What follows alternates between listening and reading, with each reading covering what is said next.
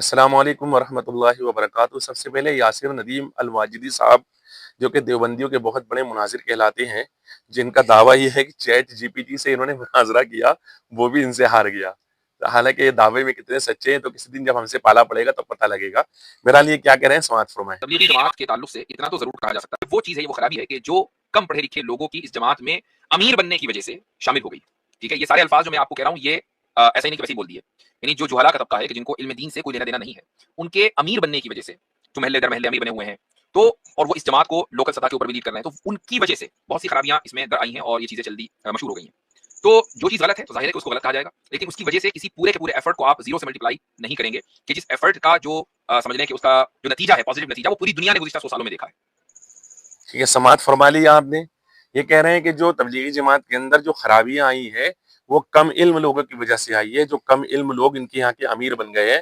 پتہ یہ چلتا ہے کہ کم علم لوگوں کو تبلیغی جماعت والوں نے امیر بنا دیا ہے، اور اسی وجہ سے مطلب جو ہے تو جگہ جگہ یہ خرابیاں آئی ہوئی ہے۔ کم علم لوگوں کی وجہ سے ان کے درمیان میں خوب خرابیاں آئی ہے، یہ بتا رہے ہیں۔ لیکن یہ کہہ رہے ہیں کہ ان کم علم لوگوں کی وجہ سے جو خرابیاں آئی ہیں وہ تو ٹھیک ہے، لیکن اس کی وجہ سے ساری جماعت کو برا نہیں کہا جا سکتا۔ ہم آپ کو بتاتے ہیں حقیقت کیا ہے۔ صرف کم علم لوگ ہی نہیں، یہ سارے کے سارے ایک جیسے ہیں۔ سماعت کیجیے۔ مستورات کی تشکیل کے دوران عام طور پر ہمارے تبلیغی احباب حدیث بیان کرتے ہیں کہ کل قیامت کے دن ایک عورت 4 آدمیوں کو جہنم میں لے کر جائے گی، ایک اپنے باپ کو، ایک اپنے بھائی کو، ایک اپنے شوہر کو اور ایک اپنے بیٹے کو، کیونکہ ان لوگوں نے اس کی اصلاح کی فکر نہیں کی ہوگی، اس کی آخرت کی فکر نہیں کی ہوگی، اس لیے اس عورت کے ساتھ میں ان چاروں کو جہنم میں داخل کر دیا جائے گا۔ جاننا چاہیے کہ یہ روایت بالکل من گھڑت ہے، جھوٹی ہے۔ آپ صلی اللہ علیہ وسلم کا نام لے کر اس کو بیان کرنا جائز نہیں ہے۔ حدیث کی کسی بھی معتبر کتاب میں کیا، موضوعات کی کتاب کے اندر بھی یہ روایت موجود نہیں ہے۔ سن لیا حضرات نے، تبلیغی جماعت میں کم علم والی نہیں بلکہ تبلیغی احباب، یہ ایک دوسرے مولوی صاحب ہے، یہ کہتے ہوئے نظر آ رہے ہیں کہ یہ ایک روایت بیان کرتے ہیں جس میں ایک عورت 4 مردوں کو جہنم میں لے کر کے جائے گی، ایک باپ کو، بھائی کو، بیٹے کو، شوہر کو، اس طرح سے ایک روایت بیان کرتے ہیں، ایک حدیث بیان کرتے ہیں، اور پھر یہ کہتے ہیں کہ جھوٹی حدیث بیان کرتے ہیں۔ تو تبلیغی جماعت والے جھوٹی حدیث بیان کرنے کی وجہ سے جہنمی ہے، اس لیے کہ رسول اللہ کی سچی حدیث موجود ہے کہ جو میرے تعلق سے کوئی جھوٹ بولے یا مجھ پر کوئی جھوٹ باندھے وہ جہنم میں اپنا ٹھکانہ بنائے۔ تو تبلیغی جماعت والے اس اعتبار سے جھوٹے ہیں اور جہنمی ہے۔ تو برادران ملت اسلامی، ایسی جہنمی جماعت سے لوگوں کو بچانا بھی ضروری ہے اور خود بچنا بھی ضروری ہے۔ لیکن اب یہ یہاں پر سوال پیدا ہوتا ہے کہ کچھ احباب کی بات کی ہے، یعنی کچھ لوگ ہیں ایسے جو جھوٹی حدیثیں بیان کرتے ہیں، ساری تبلیغی جماعت ایسی نہیں ہے، تو وہ بھی سماعت فرما لیجیے۔ کیا کہہ رہے ہیں مولانا صاحب؟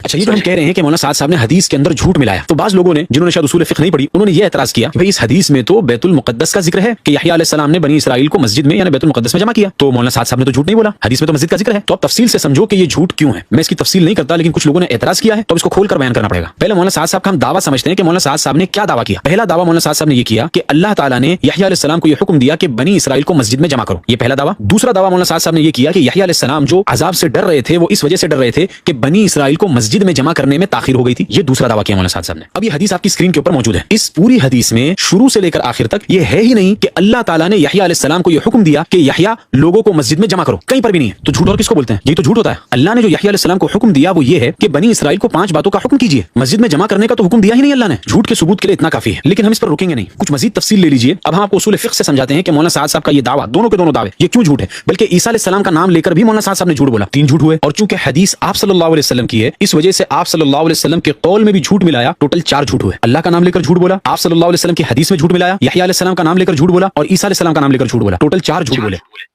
سن لیا حضرات نے، کچھ احباب نہیں بلکہ تبلیغی جماعت کے جو سب سے بڑے مولوی صاحب ہیں جن کے ذریعے سے تبلیغی جماعت چلتی ہے، جو تبلیغی جماعت کے اندر سارا کام کرتے ہیں، مولوی سعد صاحب، وہ مولوی سعد صاحب بھی ایک نمبر کے جھوٹے ہیں۔ اور کتنے بڑے جھوٹے ہیں کہ حضرت یحییٰ علیہ السلام کے تعلق سے جھوٹ بولا، حضرت عیسیٰ علیہ السلام کے تعلق سے جھوٹ بولا، اللہ تبارک و تعالیٰ کے تعلق سے جھوٹ بولا، اور رسول اعظم صلی اللہ علیہ وسلم کی حدیث میں بھی جھوٹ ملایا۔ تو اس اعتبار سے تبلیغی جماعت کے جو پیشوا صاحب ہیں وہ بھی جہنمی ہو گئے۔ تو جو جہنمی ہے ایسی جماعت کے اندر شامل ہونا تو ہرگز جائز نہیں ہونا چاہیے۔ اچھا، اب ہم نہیں کہہ رہے ہیں، لوگوں کا معاملہ یہ ہے کہ وہ اکثر یہ کہتے ہیں بریلوی جب دیکھو تب تبلیغی جماعت والوں کو برا بھلا کہتے ہیں، تبلیغی جماعت والوں کے بارے میں ایسا کہتے ہیں۔